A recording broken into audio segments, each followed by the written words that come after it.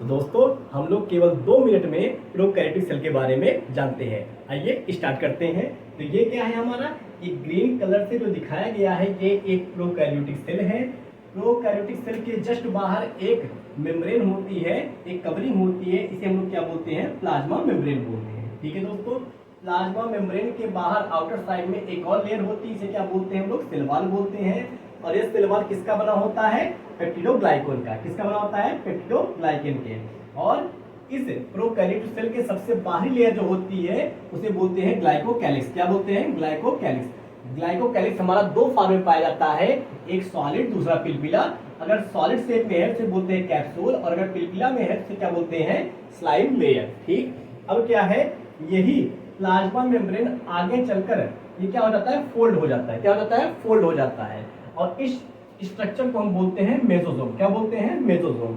और यही mesosome cell के रिस्पायरेशन में, सेल वॉल फॉर्मेशन में, डीएनए रेप्लिकेशन में और एंजाइमेटिक कंटेंट को की सरफेस एरिया को इंक्रीज करने में हेल्प करता है। ठीक, अब दोस्तों ये क्या है, अब इस सेल के अंदर, प्रोकैरियोटिक सेल के अंदर ये जो डॉटेड लाइन आपको दिख रही है ये साइटोप्लाज्म है। साइटोप्लाज्म के जिस स्थान पर डीएनए पाया जाता है उसे हम लोग बोलते हैं न्यूक्लियोइड। क्या बोलते हैं, न्यूक्लियोइड। और ये आपको जो ग्रीन कलर का पार्ट दिखाई दे रहा है ये क्या कहलाता है, राइबोसोम। और प्रोकैरियोटिक सेल में जो राइबोसोम होता है वो 70S होता है। कितना होता है, 70S होता है। और राइबोसोम का काम क्या होता है, प्रोटीन निर्माण का, प्रोटीन सिंथेसिस का।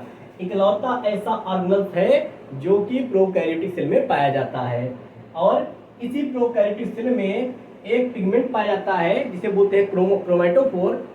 और यही क्रोमैटोफोर हमको बैक्टीरिया को क्या करता है, प्रकाश संश्लेषण में हेल्प करता है। ठीक है, अब यहाँ पे बैक्टीरिया के पास अपने डीएनए के अलावा, कुछ बैक्टीरिया के पास अपने डीएनए के अलावा एक सर्कुलर डबल स्ट्रैंडेड डीएनए पाया जाता है और यह एंटीबायोटिक रेजिस्टेंस का काम करता है। यानी जिस बैक्टीरिया के पास ये रहेगा उसके ऊपर एंटीबायोटिक दवा काम नहीं करती है। अगला क्या है दोस्तों, अब इस कुछ बैक्टीरिया के पास गैस वैक्यूल होते हैं। ये गैस वैक्यूल का काम क्या होता है, ये बैक्टीरिया को फ्लोट करने में हेल्प करते हैं। इस प्रकार से आपका ये 1 पेज नोट्स रहा प्रोकैरियोटिक सेल के बारे में। ठीक है दोस्तों, थैंक यू सो मच।